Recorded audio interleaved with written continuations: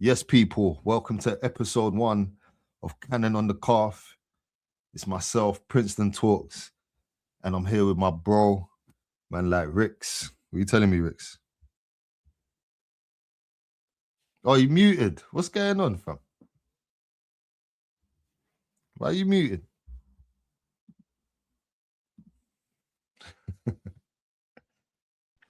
Yo, yeah, you're back. Yeah, there we go.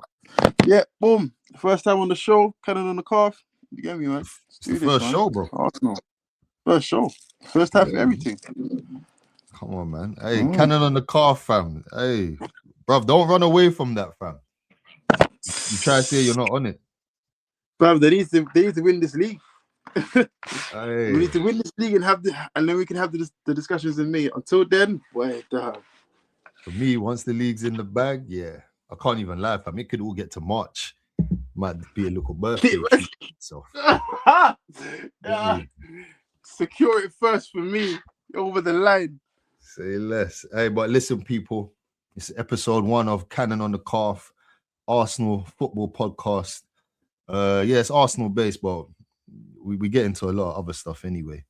But yeah, man, it's just a couple brothers here trying to give some real opinions, real insights, real takes, no sugarcoating, none of this wishy-washy stuff as well, no fence sitting. Do you get what I mean? Just here to talk about the Gunners, bruv. Hey, but what I wanted to do, yeah, quickly, who's your favorite ever Arsenal player? And you can't say Henry, fam. That's not fair, though. Bro, Henry, that's ridiculous, man. Everyone says Henry. That's too easy. Yeah, but Henry isn't ridiculous though, because I was born in '93, bro. Henry came what year? 98. So I just about caught, yeah. Just about caught the end of Ian Wright and just about caught, yeah, Anelka's last season. Yeah. But my fond memories of Arsenal growing up, like watching football before supporting clubs, because I always tell the man, but I could have been a Man United fan, because my attachment to football when I was young was to the players. It was never to the team. Do you know what I'm saying? But then I started following teams later on. I'll say towards the early 2000s when I really started picking up. Okay, I'm going to stick with Arsenal. I really like Arsenal because, bro. I like Beckham. I like Van Nistelrooy. When you say early 2000s, you know, brother, I like Beckham. I like Van Nistelrooy. I thought Van Nistelrooy was cold. You know what I'm saying? So yeah, man, I could have gone the other way, but I was an Arsenal fan. I always say I'm an Arsenal fan because of Henry. That's so who's your second favorite? Second favorite Arsenal player ever. I think I know. This one might be a bit mad. I think I know who it is. This one might be a bit controversial. I know who it is, bro. I think I do. Go on. Tell me who it is then, bro. It can't be. Sanchez, you know. Nah.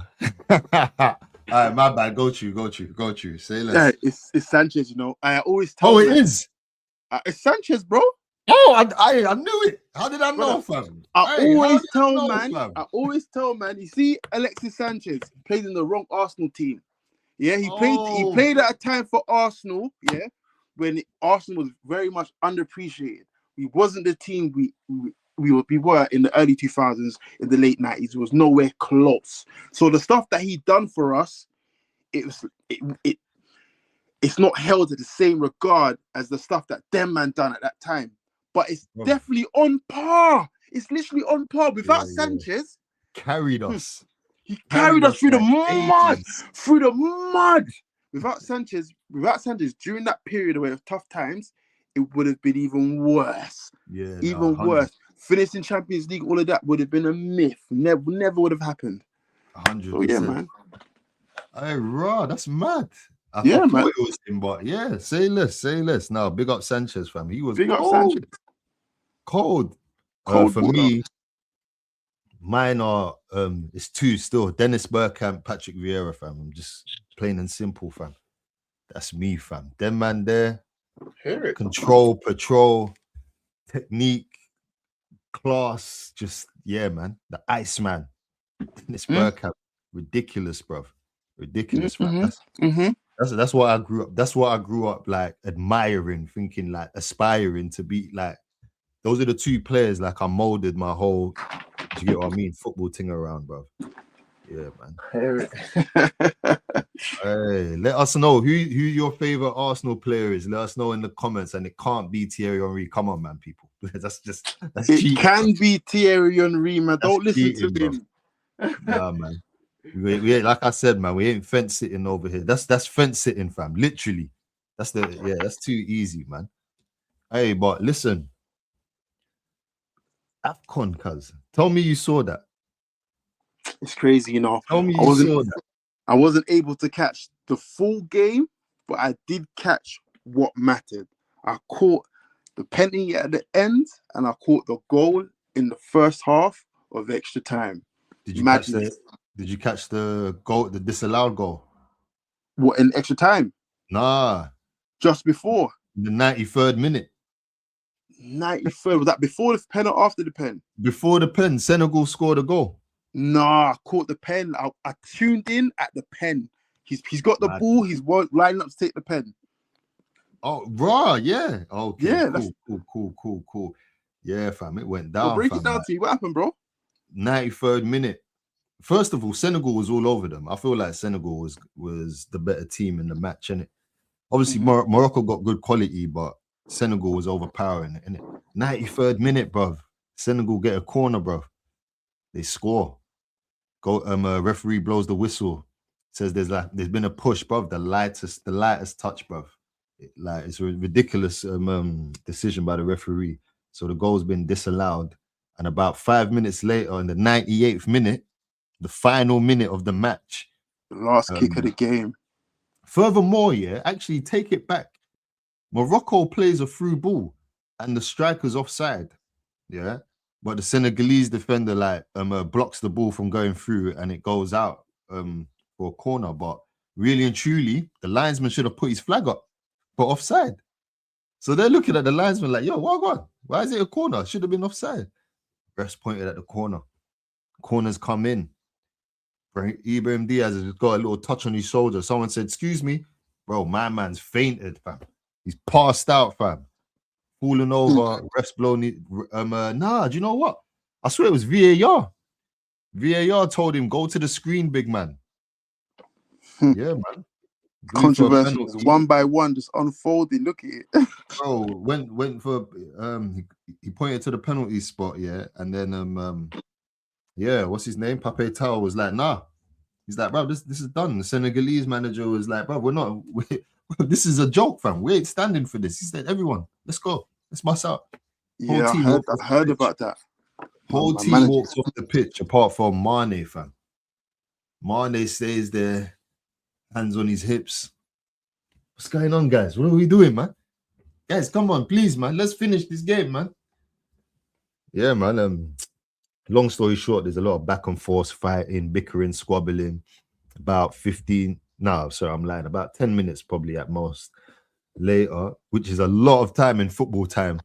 About 10 minutes later, they finally come out and decide, cool, we're gonna do it. They'll let him take the pen. And my man, as you see, he comes out to take the pen, and it's all weird, fam. He runs up and does this, the deadest Panenka you ever see, fam.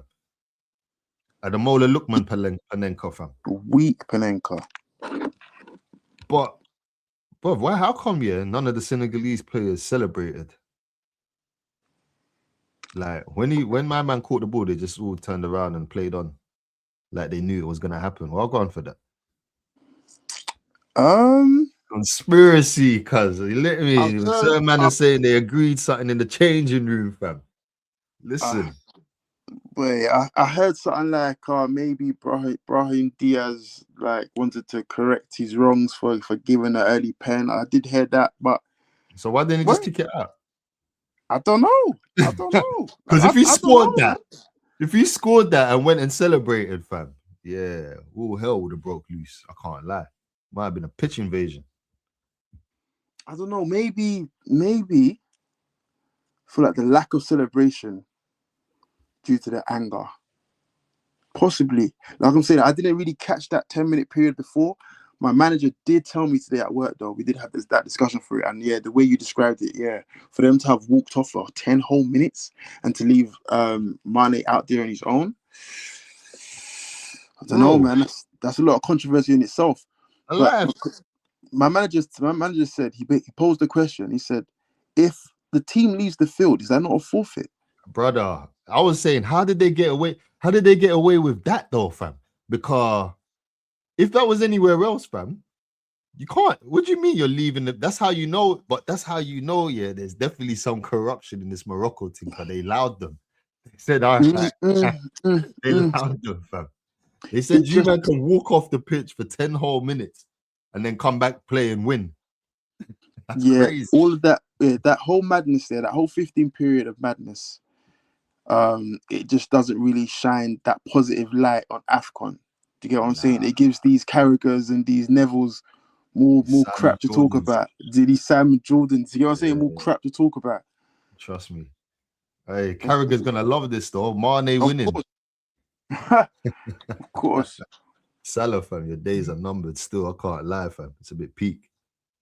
But how did Senegal perform itself in the first 90 minutes? Were they all over Morocco? How did the game unfold, really?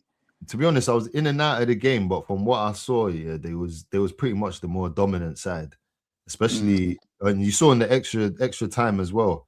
They were even though they weren't that dominant, every time they attacked, you just felt like yeah, definitely. I saw that in the second half, in the extra time. Sorry, yeah. But yeah, man, big up Senegal, innit? Big up Senegal, man. Like really and truly, this was on an Arsenal pod. We could get into more things because there's certain things I wanted to talk about, like that brother that got injured that plays for Como. Did you see that? Fabregas played him in a game and he got injured and he couldn't go AFCON. And everyone's mad at him because the manager wanted him rested. I didn't see that. I think I heard about that. Yeah, that's the next story, fam. We'll get into that later because that's a bit controversial still, man. That's a bit controversial. But listen, Cannon on the Calf. This is an Arsenal podcast. But like I said, bro, we can get into football things as well, fam. And of course, that's AFCON. We're two African brothers. We're always going to big up, especially when the Black African team wins, fam. That's always a extra positive for me still. But what I wanted to quickly get into, fam, yeah. Obviously, the weekend's done. The results are all in. Arsenal drew on Saturday to Nottingham Forest 0-0, another 0-0 draw. But in the midst of that, in the midst of all that chaos and Arsenal fans getting rattled and rival fans laughing and saying, yo, these men are going to bottle it and all of that, City lose and Aston Villa lose. Not drop points, lose, like totally lose their matches. How do you feel right now? I know we got the Forest game to talk about, but like how do you feel now, like when you can zoom out and look at all speaking on City and Aston Villa, or speaking on Arsenal, or the Arsenal standpoint from that? No, go on. Okay, on City and Villa. Of course, City losing that game, you can see already from the off, they weren't on it. The defense still leaking goals, as you can see. And I feel like Pep, which is what I've been saying over the last few weeks or even a few months now, is Pep was trying to powerhouse his way to the title. He's trying to shoot his way to the title, isn't it? Exactly. I feel like he hasn't really built a cohesive team.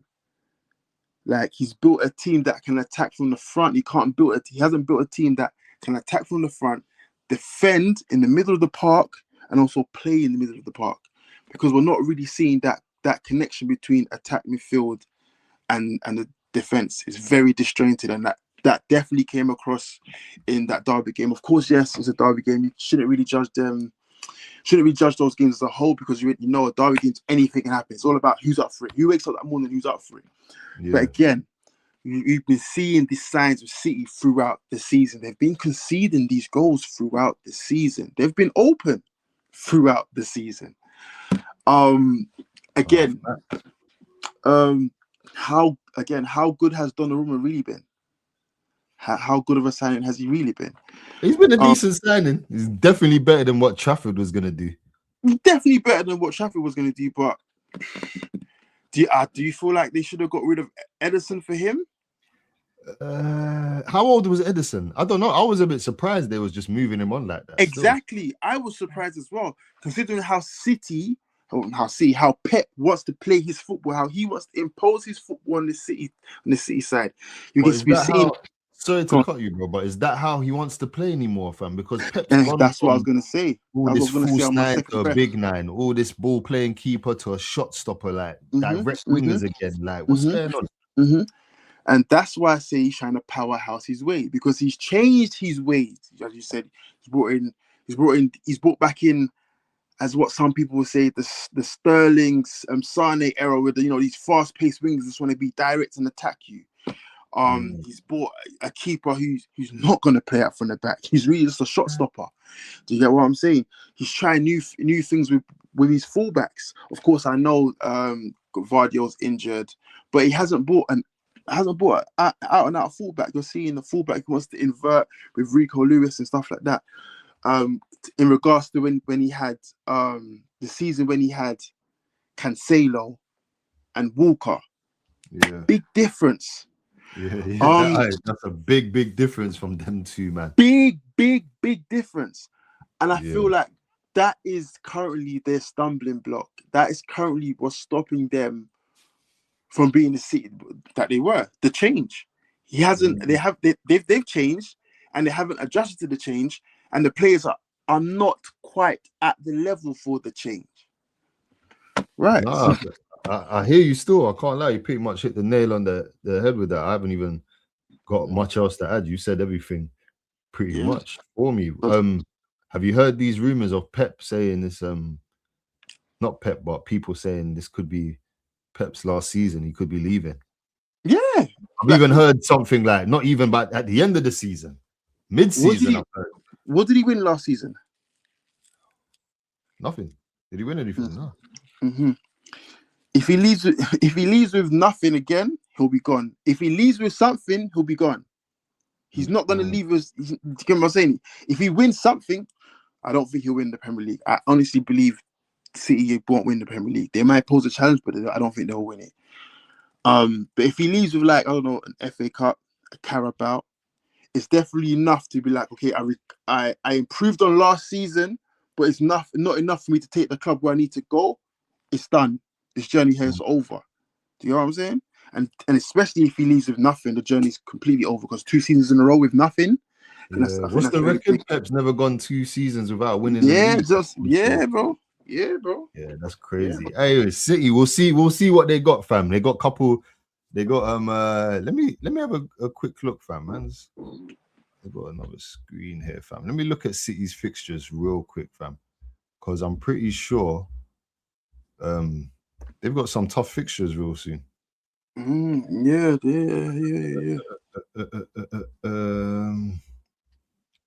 Yeah, let's see. Next match week, I think they got one easy one. Yeah, they got Wolves at home next week. That's not easy fixture right now. Wolves are unbeaten in how long? Fair enough. Then they go to Spurs, and then they go to Liverpool. So listen, those 3 games. Tough games. Those are 3 tough games. We'll see what they got for them, man. There. They didn't have nothing for United. That's crazy. Hey, but quickly, Villa title challengers, fam. Are they in this title race? What's going on, fam? They're here to make up the numbers. They're here to make up the numbers. I don't feel like they're okay. So the game, if they had won at Everton, it would have been them laying down a marker, showing that they're here to add pressure. They don't think they're going for no title. Definitely not. They're just happy to be here, isn't it? Exactly. For all the good that Emery's done at Villa, what has he won? Nothing. Even Eddie Howe managed to leave with something before he did. So it shows me that they can challenge, but they can't get over the line. So in regards to them going towards May, they're just gonna be here making up numbers, man. Adding pressure when it's not needed to. Thinking that, maybe, you know what I'm saying? Like, if they had won last week, if they had won the weekend just gone, you get me? They would have got 3. You got to have a story about something, innit? You get what I'm saying? A story about something. If City drop points again, fam, these men are gonna Hey, what would every be other. so funny is if City drop points and we just draw. Yeah, no, we Hey, can't. everyone will be so mad because that's hilarious to me, fam. Yeah, no, we got to definitely have our. If you want to speak about Arsenal, we got to definitely have our shooting boots on now for the next couple of games. Now it's time. Yeah. Me personally, I don't think Villa are title contenders, but like you said, they are here to make up the numbers. They're here to, do you get what? They're here to keep us honest, isn't it? I guess you could say. You know what I mean? So we'll accept the challenge. I really don't like Unai Emery, but as a manager, But why is that though? Is that because of his time at Arsenal? Yeah, man, I think so. Cool. I think so. I think it's because of his time at Arsenal and because of all the arguments I've been forced in to compare him against Arteta, and it's just like, come on, you're comparing someone coming to like pretty much the end of their tenure to a baby, and what the baby's done in their little tenure, to me, it's a bit more impressive. But that's neither here or there, man. That's our argument for another day, fam. You get me? What are you saying? You like Emery? Yeah? No, I don't like him. No, I don't like him. The only reason why I don't like him is because of his time at Arsenal. The Europa League final. Peaky Blenders. Yeah, man. The Europa League final. Here, that season when I think we was fourth or something like that, and we dropped off and fell out of the Champions League. And also when Villarreal beat us. Fuck Aston Villa. They haven't won anything. When Villarreal beat us. And they've gone on to win the Europa League. Beat us, and they went to win the Europa League. Yeah, now that one there, that pissed me off because how are you losing the final with us and taking this team to go win it? Brother, you're supposed to be a specialist over here. You know, you played a opposition that's in the same league as you. League as you. You know, you didn't play a foreign object. I feel like that was the trick still. That's how they got him. It was a Prem game. It was like, shit, they gave me a Prem game, fam. Yeah, so that's why he was going to be facing Lille or something. Yeah, man. That's where my hatred and my dislike comes from. Yeah. Oh, hatred. I thought he did. Okay, say less, man. No, there's a bit of hatred there, man. There's a bit of hatred there. Because I honestly believe if we won that Europa League, I feel like the club will be it wouldn't have taken us so long to be where we are now. Would have been challenging sooner. We could have won it earlier. No, I hear you, man. I hear you, bro. But he might have been in the job longer, fam. So it's all swings and roundabouts, mate. Yeah, could be. You don't know. We could have been the team to make him a better manager if he had won that trophy. Yeah, that's a fair point. That is a very fair point. I'll take that into consideration. Flipping. But anyway, obviously we're here to talk about Arsenal. We actually watched the Forest game together, if I'm right. That's how non-eventful the game was. Flipping, it ended 0-0. Just in terms of like, do you remember the lineup? Like, what did you think of the lineup? The lineup was pretty much one of our best lineups, like Ben White, Saliba, Gabriel, Timber, Rice, Odegaard, Zubamendi. But then the front line was Madueke, Gyökeres, and Martinelli. Yeah, now, I feel like Martinelli maybe shouldn't have started. Going up against Ole Einar on that right hand side. Of course, Ole Einar's back from injury, but still, you're not gonna do the power and pace thing against Ole Einar. He's a power and pace defender. That's his game. So and Ole Einar, I think 50% is still good enough to give whatever percentage Martinelli was. He's intelligent as well. Yeah. He knows when to go, knows when to press, reads the run, reads the game. Yeah, he's a good defender, and it showed. And that's why Martinelli was hooked at the time that he was, because I feel like in order to beat Ole Einar there, just needed a bit of skill, a bit of trickery, a bit of thought processes, a bit of give and go. Do you get what I'm saying? Not just let me just down the line. Come on, bro, it's not gonna work. With Madueke on the right hand side, okay, I don't want to say it's because of what happened in the last game because of Saka and Gyökeres. I don't want to pin that down to that fact specifically.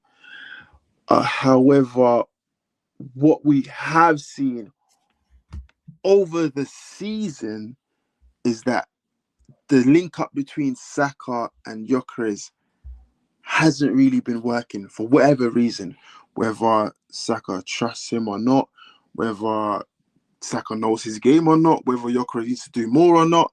It just hasn't been working. And why not a game against Nottingham Forest? Of course, it's away from home, but why not give Madueke a chance to start? Because if you're not going to start those games, a team that is fourth from bottom, if you're not going to start Madueke against those teams, then what teams are you going to start him against?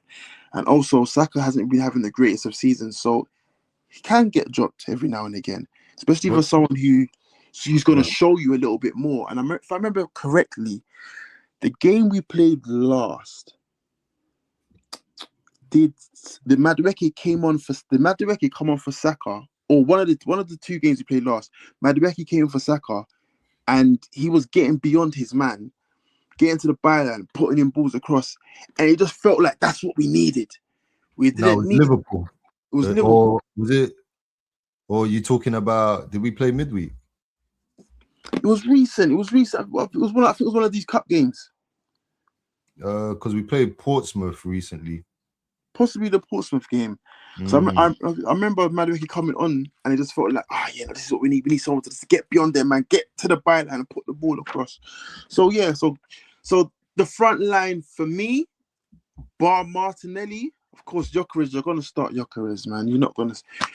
I wouldn't start Jesus away from home against these big brawling defenders. Like not early. It's too early. And again with Havertz as well, it's too early to run that. So yeah, it's justified. It's just the Martinelli one that you really question. Like, should we really have started Martinelli? Other than that, I felt like with the lineup that we put out, we should have had enough to get over the line. Yeah, 100%. I'll say one more thing. Obviously, hindsight is a good thing because I said we should have enough to get over the line. But with Odegaard, I feel like slightly, and I heard someone say this on a podcast as well, that slightly these games are not the games for him. These games when you're gonna come across these big away games against Sangares and Onanas. You get what I'm saying? like these last SFC midfielders. Like, hey, Odegaard, I've been saying it for 2 seasons. Lateral razors, bro.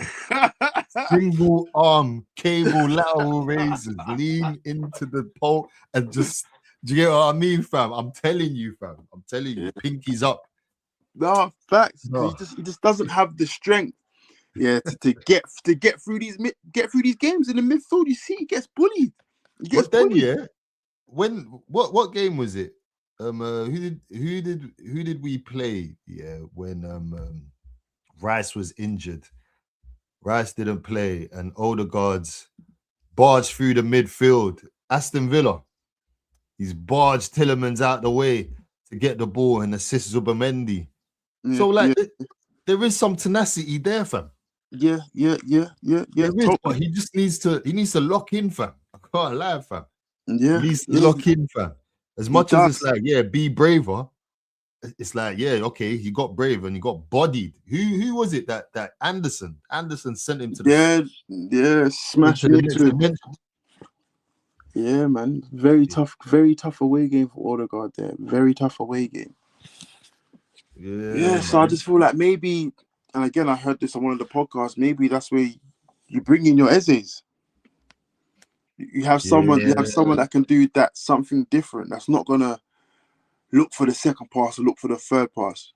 And also, what I've realized with Odegaard, in those games where he's getting bullied, I feel like it clouds his judgment. He overthinks a few passes.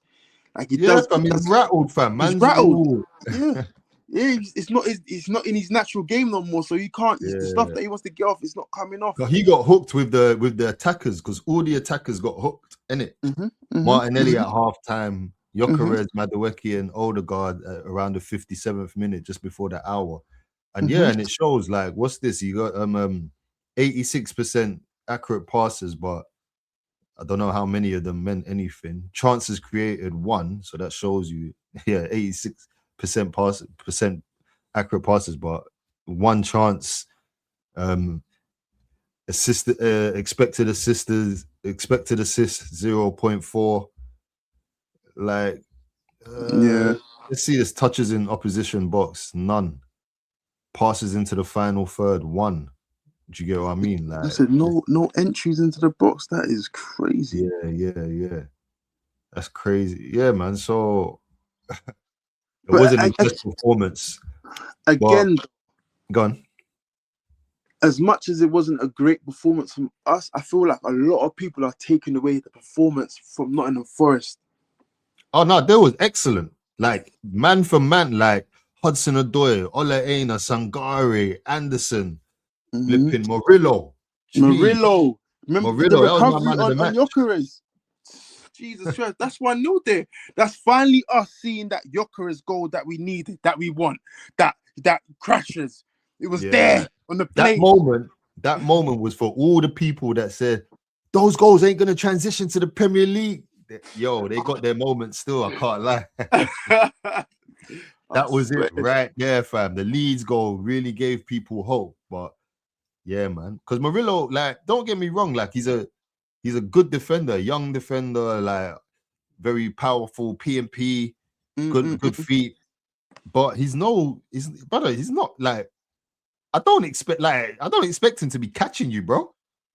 And well, even if he's catching you, like how is he getting in front? Like, how is that even happening? How is he? Like, why have you not got your body between the ball? Yeah. Why have you not shielded him off? How is he able to get from behind you and in front of you and get the ball? It's crazy. I'm looking at the FootMob ratings, fam, and Gyökeres had the lowest ratings on the pitch with a 5.5. What, that is crazy, fam. 5 point, like, bro, like, yeah, I can't even describe it when I see some of the touches and just watch him playing, fam. It's just really like my worst nightmare is in real life. Like, I can't. But anyway, I don't even want to harp on him and Odegaard too long. I actually don't think they were the biggest problems. I think they were problems, but I think just the team as a whole, fam. Like, I don't understand why there's like, where does the seriousness kick in, fam? Where does it get like, nah, do you know what? Like, this is our title. Like, why are they waiting for someone to give us the title rather than taking it, if that makes sense? Laying down that marker. Bro. Yeah, totally. Who were the subs? The subs were Trossard, come on, Marino, Saka, Jesus, and then he brought on Eze, but like in the 80th minute. And I've heard this point as well, and I can't lie, I kind of agree. I feel like Eze is someone that needs to grow into the game. I don't feel like he's gonna come off the bench, impact, bang. I feel like he needs to either start or put him on at halftime. Let him. Do you get what I mean? He's very much a player. Let him get his foot on the ball. Let him get that feel, man. Let him run around. Get the feel of the game. Do you get what I'm saying? Because he's not a moment. He can give you moments, but he's not just the moments, man. You can't bring him off the bench and think, 50 minutes to go, he's going to give me a magical moment. No. He's for cold. me personally, that's Martinelli. I know he's not a magical player, but yeah, that's Martinelli, bro. Yo, I don't know why they keep running this starting gimmick, brother. Man is a super sub. That's what you are, mate. You're a super sub, and there's no shame in it, because there's a lot of subs that ain't super. So, you get what I'm saying, though, fam? So, like, yeah, man, for the most part, man, that game wasn't really impressive. 15 shots, 3 shots on target. We limited them to an XG of 0.3. We had an XG of 2.1, 60% possession. But all this didn't really like. I can't lie. There was only 2 moments where I really felt like, oh, we could have scored, and that was the Martinelli when he missed basically an open goal and Saka's header. Do you remember anything other than that, fam? Marino header. Yeah. The Marino header from Declan Rice free kick. Now I'm bugging out. Yeah. That happened. So Martinelli chance. The one I don't know if it's before or after, but similar one where it flashed across and it hit Ola Aina, went out for a corner. Okay, cool. Yeah, so for me, so the 2 chances that you said and the 2 chances that I said, those are the 4 chances that that could have really warranted goals, and that's all we really created. And that's all that I can remember. Yeah, man. My thing is, bro. Yeah, I feel like there needs to be.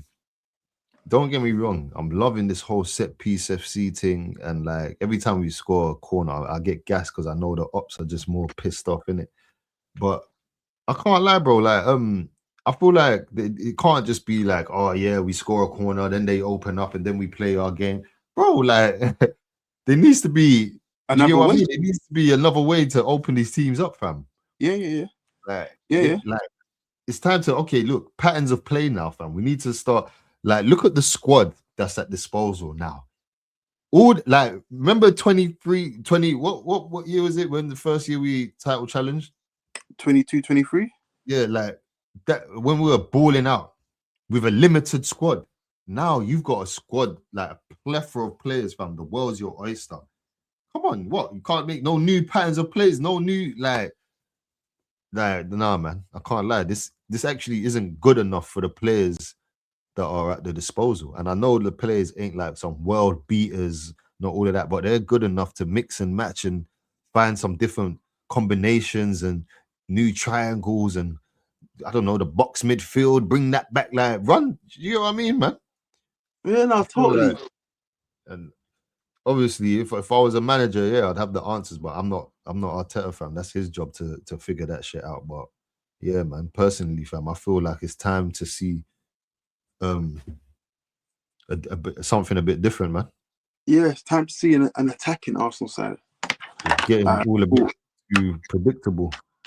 Yeah, like we can't just keep on resting on our defense to see us through these games, and our defense to win these games. At some point, our attack's gonna have to win these games, and only our attack's gonna have to win these games. Yeah, when are we gonna have one of that? Even though, don't get me wrong, I know we've had some 3-2s and whatever's, and those ones I put to the attack winning because you had to score more than the opposition. Like, did you get what I mean? Of you course. outscored them, but for the most part, like you said, the defense have given these lot a platform. Mm-hmm. The defense have said, you lot take your time. You lot need to learn how to click and learn how, like, figure out how you're gonna score your goals and all of that. Yeah, no problem, man. Take your time, man.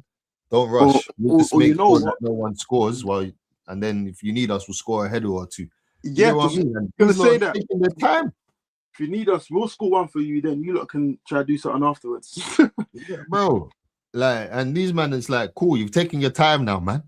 Come on, you man. Like, yeah, the attack needs to step up. Match week 22, bro. It's got to start clicking now. There's not that many more points that we're gonna allow ourselves to drop. Because the more pressure that piles on us, it's the more that it's gonna start getting shaky and start worrying. And no, for real. Yeah, man. And speaking of that, the next game is Man United, fam.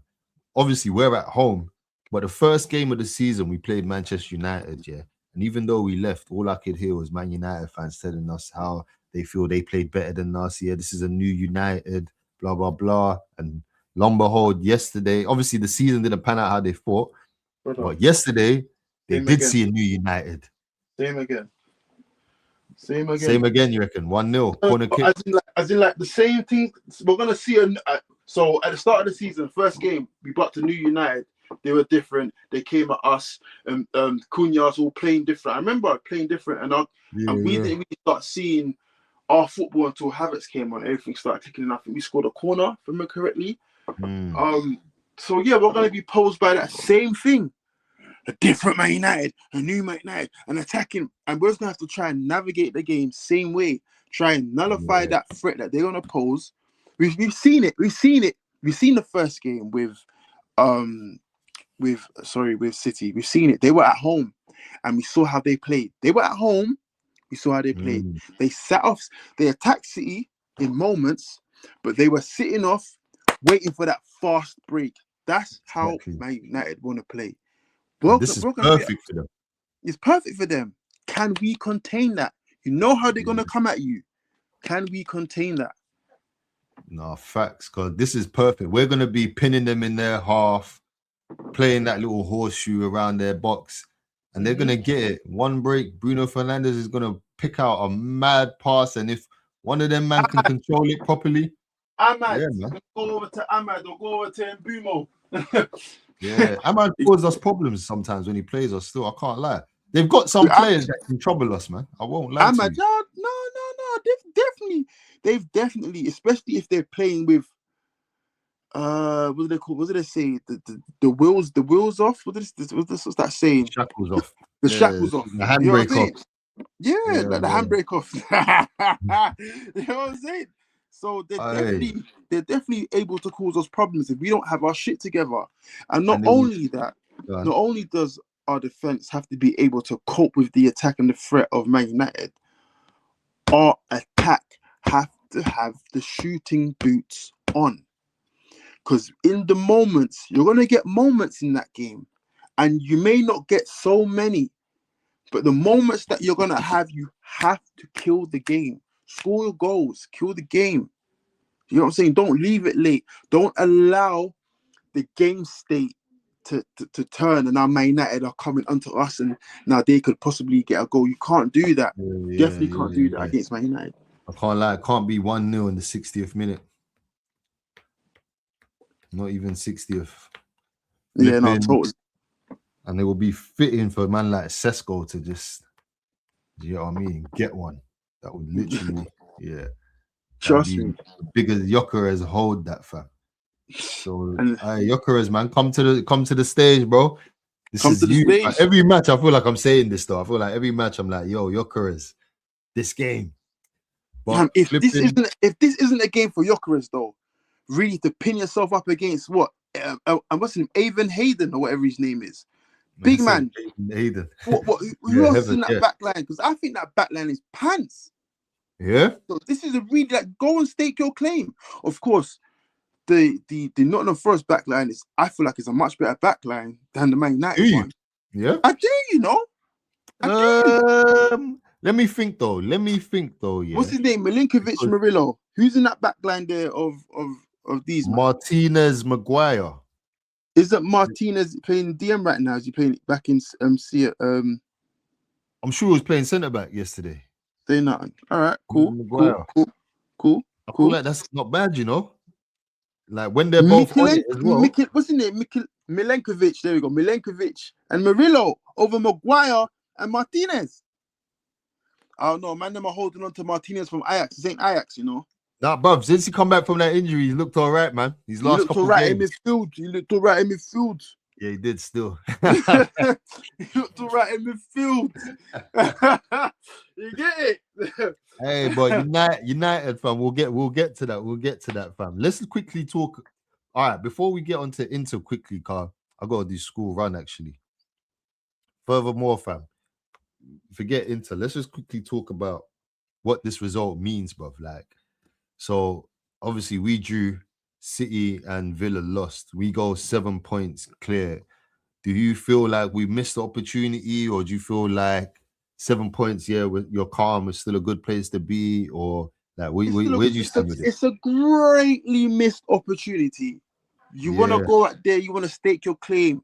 I've said for the third time or for the fourth time now, you want to lay down a marker. Do you get what I'm saying? Show everyone else in the league that you are where you are and you mean to challenge. This isn't all right, maybe we are challenging. This is ours. And we didn't do that. And we're leaving, and that's again left for another week. So and I think that's the third time this season where our our challenges or contenders, whatever we want to call it, sorry, has dropped points, and our title rivals have dropped points, and we haven't capitalized on that. That's the third time. I thought it was just twice, 3 times. I'm sure so, at what stage are we going to do that? We can't keep on leaving it because that's when the doubt and the fear creeps in. But what do you think it is, though? Do you think it's pressure getting to them? Do you think it's complacency? Because it can't be both. Like, or could it be both? I feel like it's both. It could be both. Yeah, it could be pressure and complacency.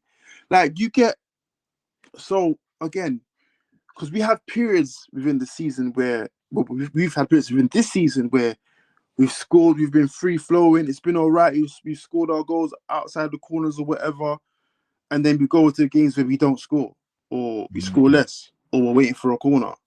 And then we go back to scoring again. And then it's so up and down, isn't it? You know what I'm saying? So yeah, man, boy. For me personally, yeah, I feel like I'm mad disappointed, deflated from that result. But 7 points still does make it like a 3-game swing. So yes, cool. I'm happy it's 7 points, but yeah, man, that result, yeah, proper deflated. But like I do believe in the next 3 game weeks that it can get to 10 points. It will get to 10 points. I feel like that still. I won't lie to you. And I feel like we're bound to improve. I don't feel like this is it. I don't feel like this is the ceiling. I don't feel like this is the best we're gonna get from some of the players we've seen. And I know everyone could say that, but we're at the top of the table, and I feel like that. So yeah, man, I feel like we're still calm, but yeah, they haven't got, like, I can't lie, their next draw can't be anytime soon. Yeah. You've got your draws out the way now. It's a winning run for the next 3 games, mate. Yeah. And goal difference as well is looking all right because this is the Man City team, innit? This is the Man City team that just can't stop scoring the mad goal scorers, and I think they've only scored about 5 goals more than us. And goal difference, we're on plus 26, they're on plus 24. So yeah, man, we're not doing bad for a team that its attack hasn't clicked. But 2 draws in a row, yeah, United. I'm sorry, it has to be you, man. Totally. Get them 3 points, bro. Get it over the line. It's got to be them. Dunk on them, man. Nah, facts. But yeah, bro. Yeah, man. That's it for today. Still, man, got to do school run, so it's a quick one.